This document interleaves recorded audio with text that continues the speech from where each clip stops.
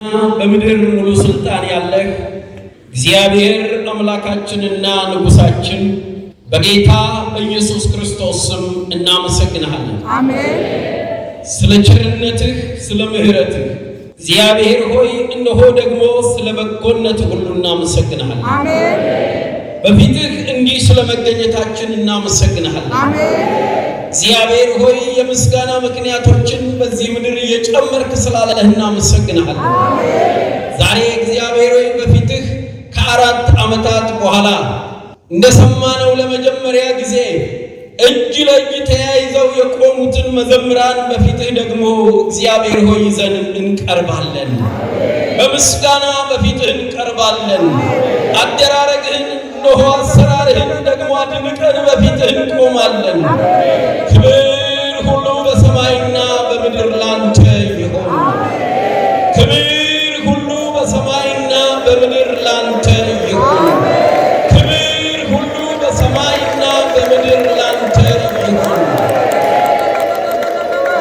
እግዚአብሔር አምላካችን ሆይ በዚህ ሰዓት እነሆ እነዚህ መዘምራን በዚህ ከተማ ያሉትን በልዩ ልዩ አጥቢያዎች ውስጥ ያሉትን መዘምራን ይወክላሉ። ደግሞም በደቡብ ኢትዮጵያ ያሉ አብያተ ክርስቲያናት መዘምራንን ይወክላሉ። አቤቱ የዘላለም አምላክ እግዚአብሔር ሆይ እነሆ እጃቸው ብቻ ሳይሆን ልባቸው እንዲተሳሰር እንጸልያለን። በናዝሬቱ በኢየሱስ ስም ቃላቸው አንድ እንዲሆን እንጸልያለን። ፈቃድና ስሜታቸው እንዲተሳሰር እንጸልያለን። የመንግስት ሐሳብ ብቻ ልባቸውን እንዲሞላ ያ በክርስቶስ ውስጥ የነበረው ሐሳብ ብቻ እንዲገዛቸው እንጸልያለን። ዝማሬያቸው ሰማይ ሰማይ እንዲሸት እግዚአብሔር ቅኔያቸው እንዲቀየር በጌታ በኢየሱስ ስም እንጸልያለን። ጉልበታቸውን የበላ ፍቅራቸውን የበላ እግዚአብሔር ቋንቋቸውን የበላ ንግግር ተግባራቸውን የበላ ነገር ከዚህ ቀን ጀምሮ ምዕራፉ እንዲዘጋ በኢየሱስ ስም እንጸልያለን። ጉልበታቸው እንዲታደስ፣ ዝማሬያቸው እንዲታደስ፣ እይታቸው እንዲታደስ፣ እነሆ ፈቃዳቸው ምኞታቸው ሁሉ መንግስቱ ብቻ እንዲሆን እንጸልያለን። በዙሪያቸው እነሆ ብዙዎች በጎውን ማን ያሳየናል ይላሉ። እነሆ ወደ እነዚህ የሚሮጡበትን እግዚአብሔር አምላክ ሆይ በዝማሬዎቻቸው ብቻ ሳይሆን እነሆ ደግሞ እጅ ለእጅ ተያይዘው ወደ እነዚህ የሚሮጡበትን በእነዚህ ባልተደረሱ ሕዝቦች መካከል የቤተ ክርስቲያን ተከላ ሥራ ለመስራት ቀኝ እጃቸውን የሚሰጡበትን ይሄ ሥራ የኔ ነው የሚሉበትን አቅም እንድትጨምርላቸው እንለምንሃለን። በጌታ በኢየሱስ ስም በእነርሱ የተጀመረው ይሄ አንድነት፣ ይሄ ደግሞ መተሳሰር፣ መያያዝ እግዚአብሔር በሌሎችም የአገልግሎት ክፍሎች ሁሉ በየአብያተ ክርስቲያናቱ እንዲቀጣጠል እንጸልያለን። ለዘላለም እነሆ የተባረከው አንተ ሕይወታቸውን ባርክ፣ አገልግሎታቸውን ባርክ፣ ትዳር ያላቸውን ትዳራቸውን ባርክ፣ ልጆች ያላቸውን ልጆቻቸውን ባርክ፣ ትዳር የሌላቸውን በተቀደሰ ትዳር ባርክ። እግዚአብሔር መንፈስ ቅዱስ በልዩ ልዩ የአገልግሎት ክፍሎች በተጨማሪ የሚያገለግሉበትን ጸጋ በማደል ባርክ። ኖ ሕይወታቸውን ኑሯቸውን ይባርክ። ሲወጡ ብሩካን ይሁኑ፣ ሲገቡ ብሩካን ይሁኑ፣ ጎድለው አይታዩ። በዚሁ እግዚአብሔር ሆይ እነሆ አንድነት በመንግስት ውስጥ ደግሞ ለፍጻሜ ድነት የሚበቁ ይሁኑ። ክብሩን አንተ ውሰድ በጌታ በኢየሱስ ክርስቶስ ስም አሜን። የሚያደርጉት ነገር ሲጠፋባቸው ሌላም መውቀስ ጀምራሉ። መሰረተ ክርስቶስ እንደዚህ ያድርጉ፣ መካነ ኢየሱስ እንደዚህ ያድርጋ፣ ቃለ ሕይወት እንደዚህ ያድርጋ። ስታፕ ጋር አቁሙ፣ እሱ ነገር አቁሙ፣ እሱ ነገር። አሁን ተያይዘን ጌታ ኢየሱስ የሚመጣበት ጊዜ ስለሆነ የምንነጠቅበት ጊዜ ነው።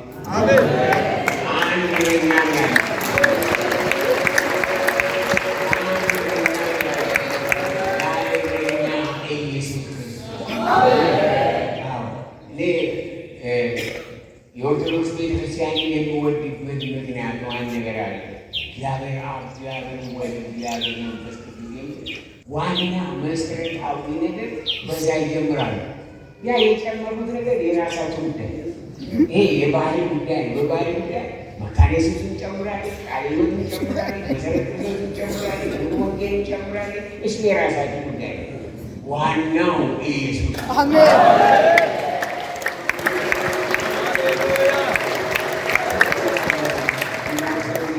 እግዚአብሔር ይህንን ዘመን ስላመጣ ለዘለዓለም እስከ ዘላለም ስሙ የተባረከ ይሁን። በጣም በጣም ደስ ብሎኛል። ከዚህ በፊት ወደ ስንት ጊዜ በፊት እንደሆነ ያላችን ከኮቪድ በፊት ወደ አርባ ምንጭ መጥቼ ነበረ። አንድ ኮንፍራንስ ነበረ እና በጣም የሚያስደንቅ ምድር ነው ያለ። እግዚአብሔር እንደ ምድራችሁ ልባችሁን የሚያስደንቅ ያድርግ። አሜን። እንዴት ደስ የሚያሰኝ ወጣ ብላችሁ ስታዩ በጣም ደስ የሚያሰኝ ምድር ላይ ያለ። ስለዚህ እግዚአብሔር በኑሮ በአምልኮ በእምነት በሕይወት ያሳምራል። አሜን። እግዚአብሔር ይባርካችሁ። አሜን። በጣም በጣም ደስ ብሎኛል። እግዚአብሔር ይባርካችሁ። እዚያ እንደቆማችሁ አንድ ቃል ከእግዚአብሔር ወንጌል እናነባለን። በማቴዎስ ወንጌል ምዕራፍ 16 ቁጥር 18 ላይ ያለው ብቻ ጌታ ኢየሱስ ያለው በዚህችም ዓለት ላይ ቤተ ክርስቲያኔን እሰራለሁ፣ የገሃነም ደጆችም አይችሏል። በዚህች ዓለት ላይ ቤተ ክርስቲያኔን እሰራለሁ፣ የገሃነም ደጆችም አይችሏል። የእስራኤል አምላክ እግዚአብሔር በናዝሬቱ በጌታ በኢየሱስ ክርስቶስ ዛሬ በማዕከላችን አለ። ዛሬ በማዕከላችን እየሰራ ነው። ዛሬ በከተማይቱ ወደ ከተማይቱ መጥተሃል። ዛሬ ወደ ደቡብ ኢትዮጵያ መጥተሃል። የእስራኤል አምላክ እግዚአብሔር ድምፄን ታሰማለህ፣ ስራዬን ትሰራለህ። እያንዳንዳችን ራእይን ይዘን ከአንተ የሆነውን ጨብጠን እንድንሄድ በክርስቶስ ኢየሱስም እርዳን። ይህ ቦታ በአንተ የተጠበቀ ይሁን። ጌታ ሆይ ሕዝቤን በምሕረት ጎብኘው። በኢየሱስ ክርስቶስ ያውና ዘላለማዊ ስም አሜን። እግዚአብሔር ይባርካችሁ። ጌታ ኢየሱስ ክርስቶስ ዓለት የሚለውና ቤተ ክርስቲያን መሰረት የሆነው የሐዋርያው ጴጥሮስ ምስክርነት ነው።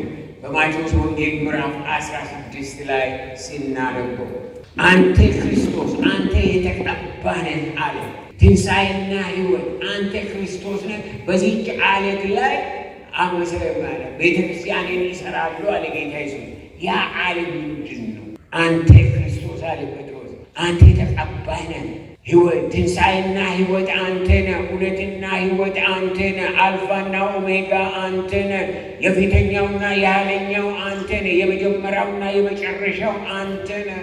የሕይወት እንጀራ አንተ ነህ። የወይን ግንድ አንተ ነህ። የበጎች እረኛ አንተ ነህ። የዓለም ብርሃን አንተ ነህ። የዓለም አዳኝ አንተ ነህ። ተመልሰህ የምትመጣ አንተ ነህ። አንተ የተቀባህ ነህ። አንተ እግዚአብሔር ነህ አለ ጌታ። አንተ ክርስቶስ የሕያው እግዚአብሔር ልጅ ነህ። አንተ ክርስቶስ የሙላት ሁሉ ሙላት ነህ። አንተ ክርስቶስ የመሰረት ሁሉ መሰረት ነህ አለ። አንተ ክርስቶስ በዚህ መጀመሪያ ክርስቶስ ኢየሱስ እንግዲህ ምን አለ? በዚህ ምስክርነት ላይ፣ በዚህ ማስተዋል ላይ፣ በዚህ እውነት ላይ፣ በዚህ ዓለት ላይ እንደ ዓለት የሆነ ምስክርነት፣ በዚህ መገለጥ፣ በዚህ ሕይወት፣ በዚህ መሰረት፣ በዚህ ዘላለም፣ በዚህ ፍቅር፣ በዚህ ቅድስና ላይ ቤተ ክርስቲያንን ይሰራሉ አለ። ቤተ ክርስቲያኑ መሰረት ነው። ፍቅር በሌለበት ሕንፃ ይኖራል እንጂ ቤተ ክርስቲያን የለም። ቤተ ክርስቲያን እግዚአብሔር መንፈስ ቅዱስ ያነጸው ሕዝብ ነው። ውስጡ የታነጸ ሕዝብ፣ ጌታን በማወቅ በሕይወቱ ደስ የተሰኘ ሕዝብ። ቤተ ክርስቲያን በምድር ላይ የተመሰረተችው በበዓለ ሃምሳ ወይም በጴንጤቆስጤ ቀን ነው። ያን ቀን ጌታ መንፈስ ቅዱስ ድምፁን እያሰማ ከሰማይ ወረደ። 120 የሚሆኑ ከጌታ ደቀ መዛሙርት ጭምር በመንፈስ ቅዱስ ተሞሉ። በታሪክ የታሪክ ሁሉ ታሪክ ሆነ።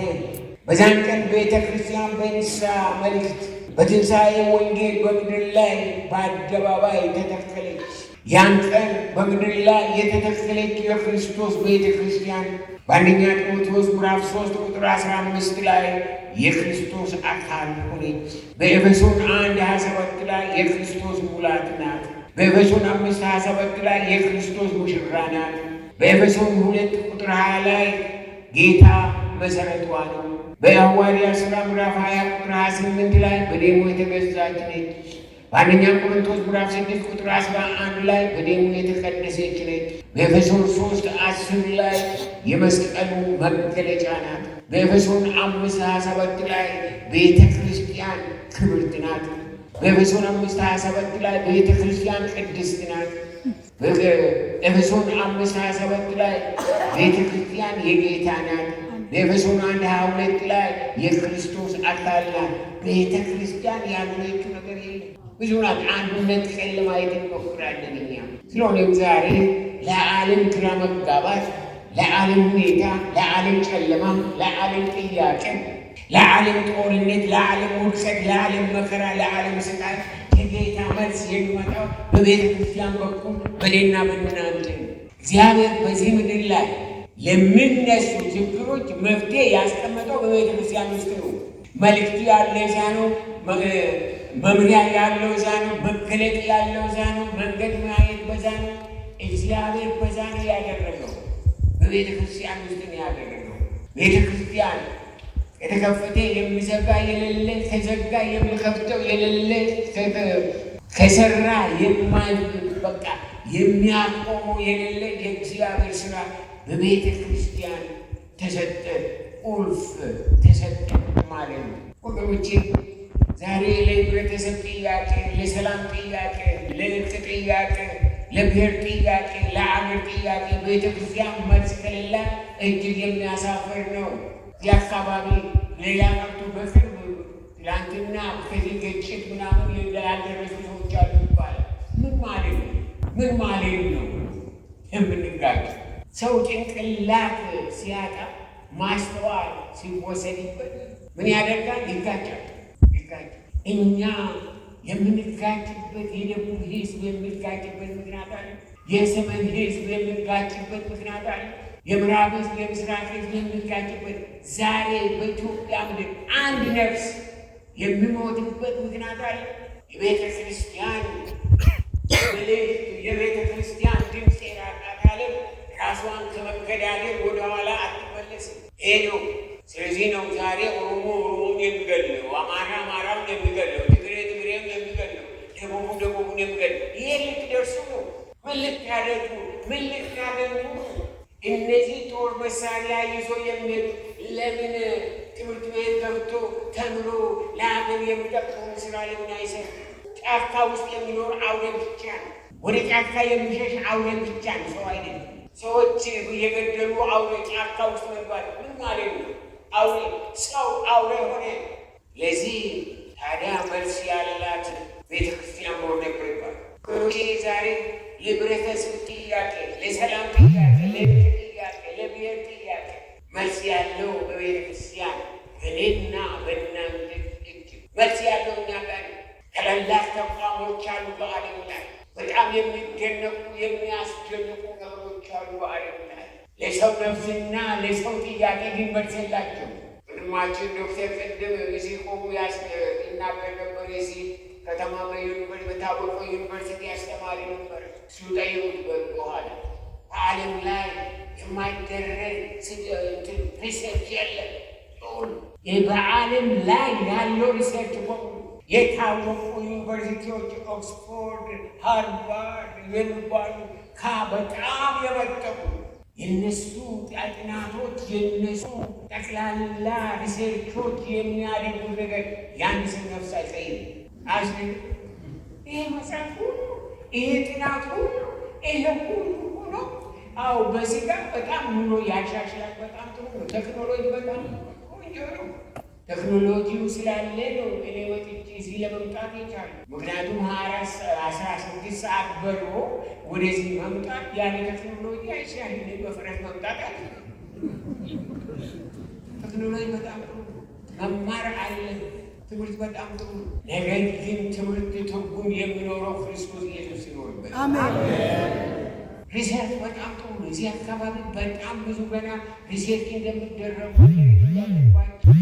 ያስታውቃል። ነገር ግን ወገኔ ያሁኑ ክርስቶስ ኢየሱስ የማይመራው ሪሰርች፣ ኢየሱስ የሌለበት ሪሰርች ባሉ የሚያገኙትም ዲግሪዎች በሙሉ ፒኤችዲዎች በሙሉ ከመቃብር አልፈን ሰውየው ሲቀበር አብሮ የሚቀበር ኢየሱስ የህይወት ልጅ ህይወት የሰው ህይወት ለሰው ህይወት ለኑሮ ለሀገር ለፖለቲካ ለኢኮኖሚ መልስ ሆኖ ኢየሱስ ክርስቶስ እግዚአብሔር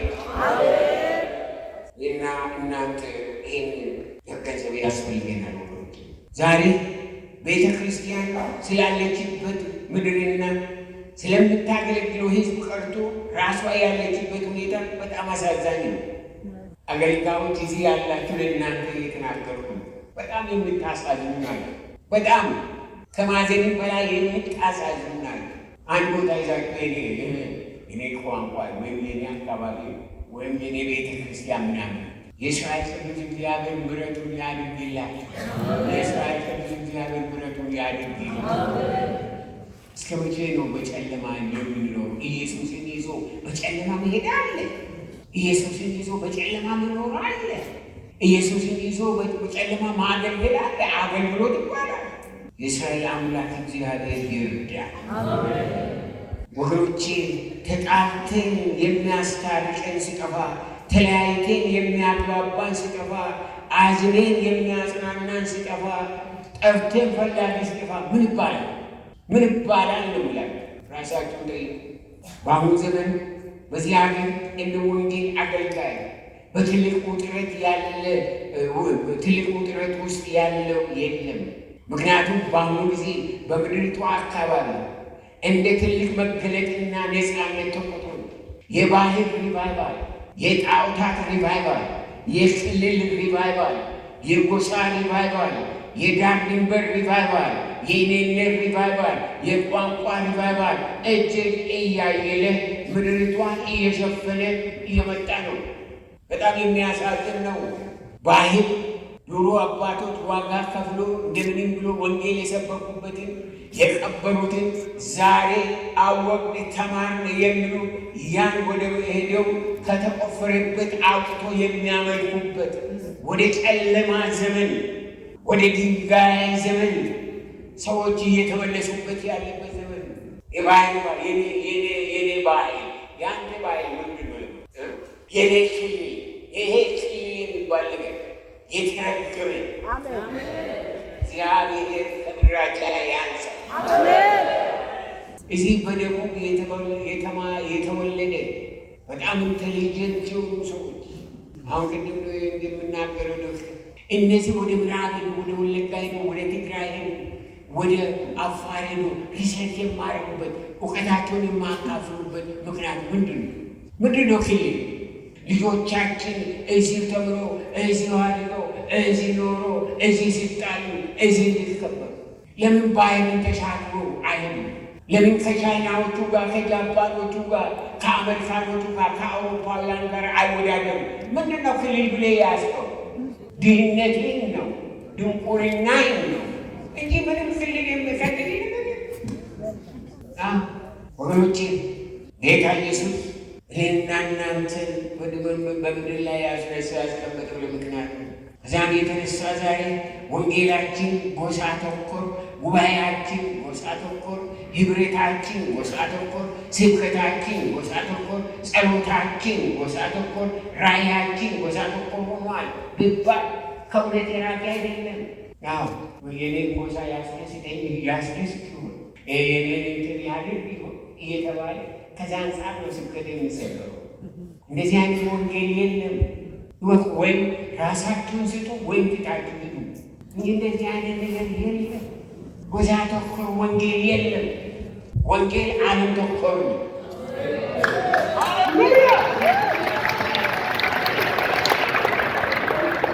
ወንጌል ሁሉም ነገር ያለበት የእግዚአብሔር ዘላለማዊ ድምፅ ነው። የዘላለማዊ መልእክት ነው። እነዚህ አይነቶቹ ነገሮች ወገኖች እኔና እናንተ መጠንቀቅ ያስፈልገናል። ጌታ ኢየሱስ ክርስቶስ ምን አለ? ወደ ዓለም ሁሉ ሂዱ፣ ወንጌልን ለፍጥረት ሁሉ ስበኩ ነው። ወደ ዓለም ሁሉ ሂዱ፣ ወንጌልን ለፍጥረት ሁሉ ስበኩ። ጌታ አይሁዶች በሄዱበት ቦታ ምን ያደርጋሉ? ግንብ ይሰራሉ፣ አጥር ይሰራሉ፣ ሰው እንዳይገባ። የነህምያ አጥር በኢየሩሳሌም የሄዳችሁ ካይል ታያላችሁ። በጣም ብዙ ጊዜ አይችሏል። ምክንያቱም ሌላ ከውጭ እንዳይገባ ነው። በቃ ሃይማኖታችን ይጠበቅ፣ ካልቸራችን፣ ባህላችን ይጠበቅ የሚል የናዝሬቱ ኢየሱስ በመጣ ጊዜ ከዛ ውጭ ምን አደረገ? ከዛ ውጡ አለ። ወደ ዓለም ሁሉ ሂዱ። ከዛ ውጡ ወገኖቼ። የተባለው ታላቁ ተልእኮ የመንደር ወሬ ሆኗል በምድራችን። ታላቁ ተልእኮ የጎሳ የአንድ ጎሳ የአንድ ሚሊዮን የዛኛው ሆኗል። እንደዛ አይደለም ወንጌል ከዛ ያለፈ ነው። አባቶቻችን በሕይወታቸው ውድ ዋጋ የከፈሉበት የጌታ ኢየሱስ ወንጌል በዘመናችን ለውይይት ቀርቧል። መናፍስቶች፣ ሞራ ገላጮች፣ የሰይጣን አጋባሪዎች በባህል ስም ኑ እንደራደር እያሉ ነው። ኑ እንደራደር ስለባህላችሁ ወንጌልን ይዤ መጥቼ ከእናንተ ጋር ሊደራደር ሙታሻል ያንከማሪ የቆሻሻ የሆነው ጋር እንዴት ንጹሑን ሰማያዊውን ዘላለማዊውን አምጥቼ አብሬን የሚሰራ እንላለን። ምኑ ነው አብሮ የሚሰራው? ሁላችሁ ምን ማለት እንደፈለጉ ታውቃላችሁ። የእግዚአብሔር ዘላለማዊ ወንጌል በሕይወታቸውን በጉባኤያችን ቻሌንጅ እየተደረገ ነው።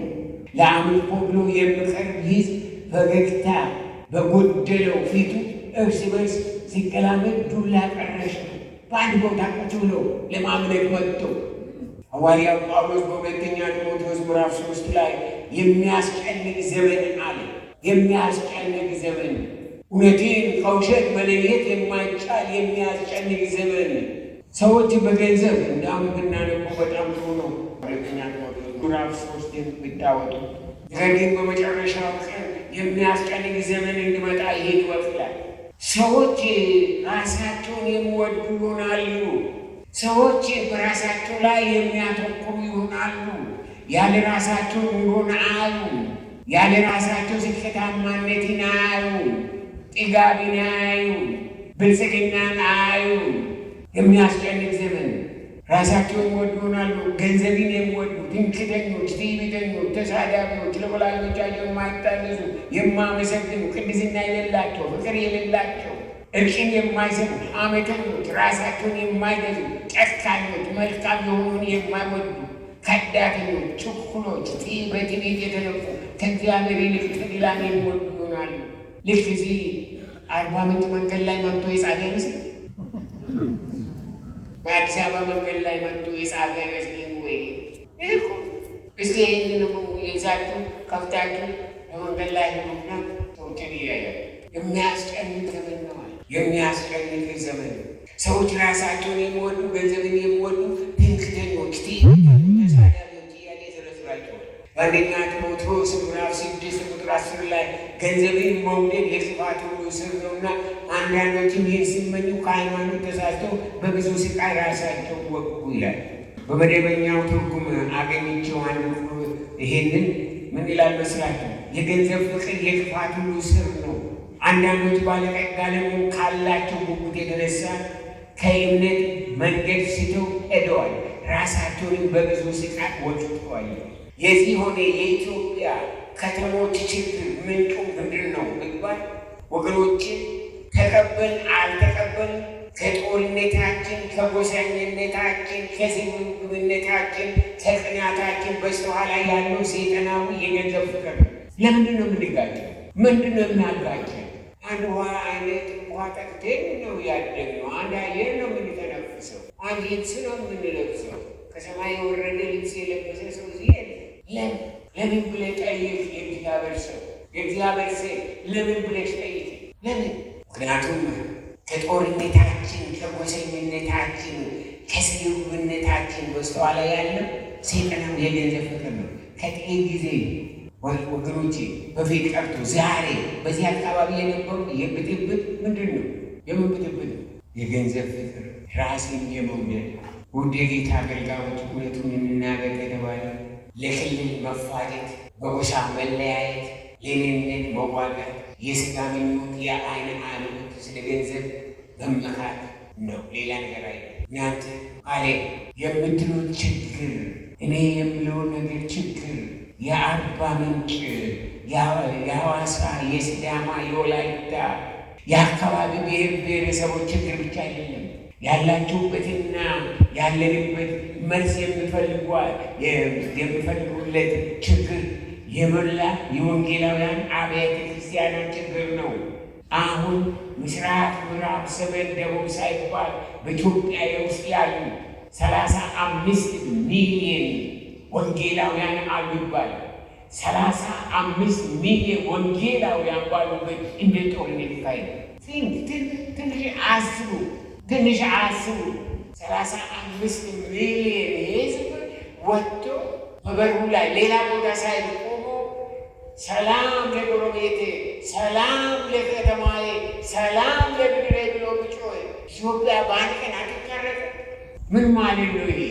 በቁጥር ለቁጥር ነው የምንኖረው ወይስ በሕይወታችን ስራ መስራት ይቻላል ወይስ አይቻልም? ወገኖቼ ያላችሁበትና መልስ የምትፈልጉለት ችግር የሞላ የወንጌላውያን አብያተ ክርስቲያናት ችግር።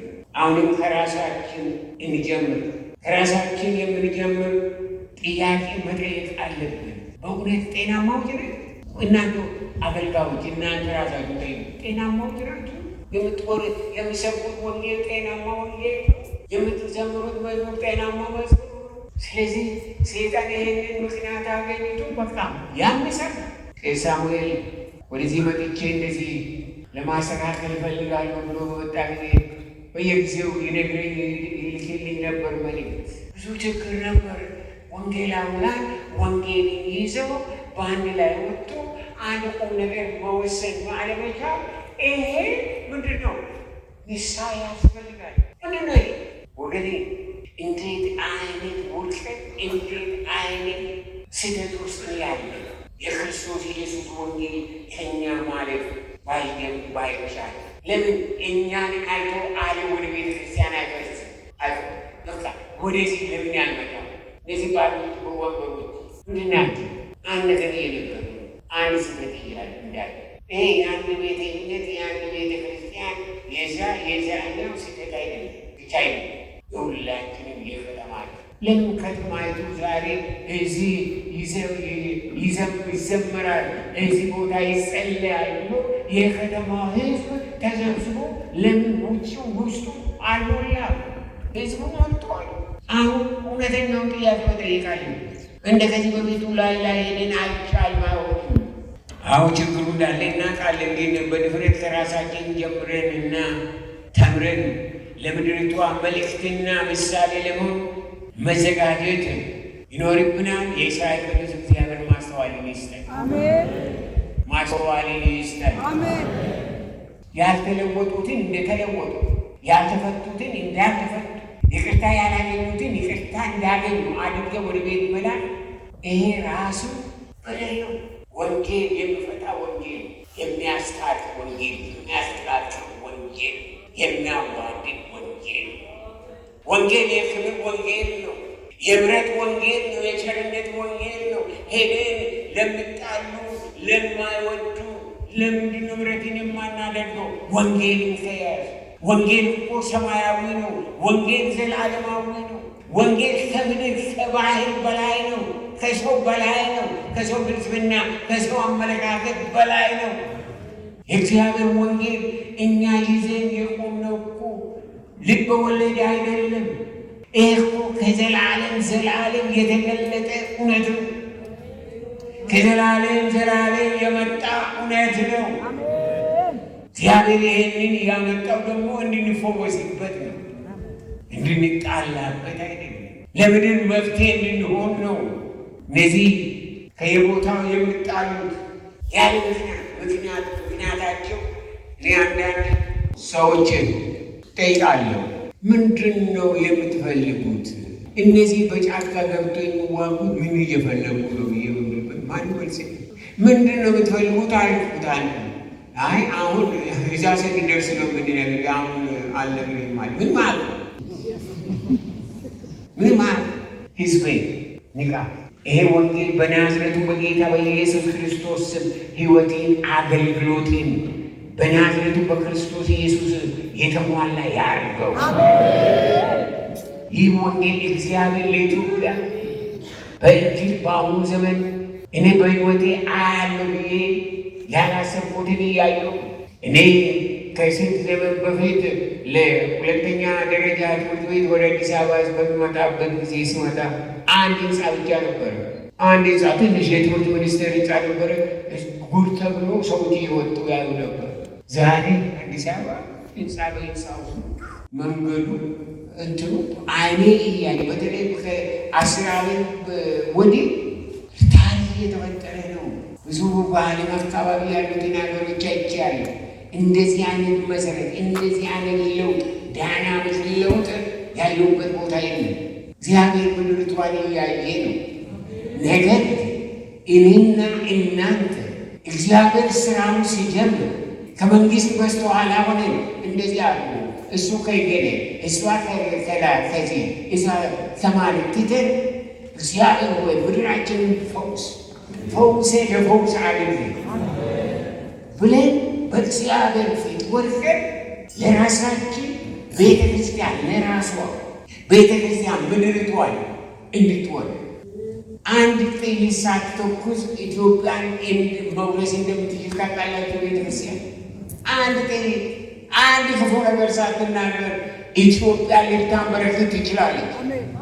እንዴት? እኔና እናንተ በእውነት ስንበረከክ በእውነት በቃ ዝም ብሎ ሳይሆን በእውነት ነው።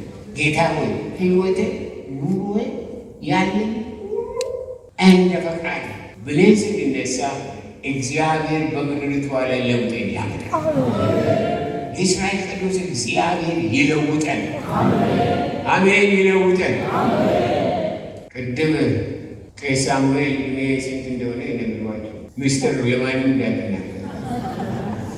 እኔ አንድ ቀን ለዕድሜ ጠይቄ ያላቸው ለወደ ቤት ማልጸልይ በምድር ላይ ረጅም ዕድሜ ለመኖር ጠይቄ ያላቸው ለወደ ቤት ማልጸልይ እኔ የምጸልየው በምድር ላይ እስካለሁ ድረስ ጌታዬ ክብር፣ ስም፣ ጸጋ፣ ምሕረት በሕይወቴ ላይ ይገለጥ ብዬ ነው የምጸልየው። 120 ምናምን ዶላር 120 ለመኖር ማለት ነው። ምን ነው ቅናት ነው።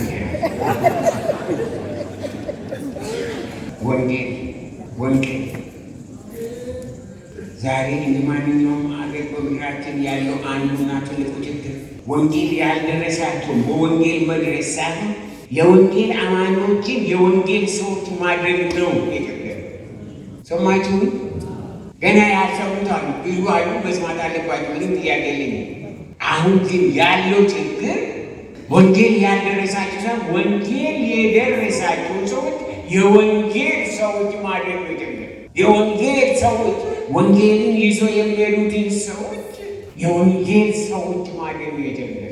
ወገኖቼ ጌታ መንፈስ ቅዱስ በሕይወታችን፣ በልባችን፣ በራእያችን፣ በአገልግሎታችን፣ በሩጫችን ምን ያህል ኮንፈርተብል እንደሚሆን እኔ አላውቅም። ምን ያህል ምቹ ነው ጌታ መንፈስ ቅዱስ ምን ያህል ነው የኔንና የእናንተን ሕይወት በእኔና በእናንተ ሕይወት የሚደሰት የምንሮጠው ለራሳችን ለቤተ እምነታችን ለስማችን ለጎሳችን ወይስ ለእግዚአብሔር ክብር? ይህንን ጎሳ ተኮር ጸሎት አቁሙ፣ እግዚአብሔር አይሰማው። ይሄ ጎሳ ተኮር ልመና አቁሙ፣ እግዚአብሔር አይሰማው። የምትጾሙ የምትጸልዩ ከሆነ እግዚአብሔር የምድሪቷን ሁኔታ በሙሉ ሰው ከዚያ ወገን መጣ ቅድስ 54 ትራይባል ማለት ጎሳ 54 ጎሳ እና ያለ ምንድነው አማርኛው የተጠቀሙ ብሔር ከዚህ በፊት በ2020 ነው 2003 ዓመተ ምህረት በኢትዮጵያ ውስጥ ያለው ብሔር ብሔረሰብ ምን ያህል ብለን የዩኒቨርሲቲ እንጠይቅ። እዚያን ጊዜ እውነት ውሸት አናውቅም። 156 ነው አሉ እና ከ156 ምንድን ነው አንዳንድ ይዋጣል። ምክንያቱም በሌላ በቋንቋ ይዋጣል፣ በባህል ይዋጣል፣ በምናምን ከዛ በኋላ እየቀነሰ ነው። አሁን እዚህ 54 የምትሉት ከአንድ 50 ዓመት በኋላ ከመጣችሁ ምናልባት ወደ 40 ይሆናል። ምክንያቱም ቋንቋቸው ይዋጣል፣ ባህላቸው ይዋጣል፣ ከሌሎቹ ጋር ይዋሃዳል። እንግዲህ ብሔራዊ ይባሉ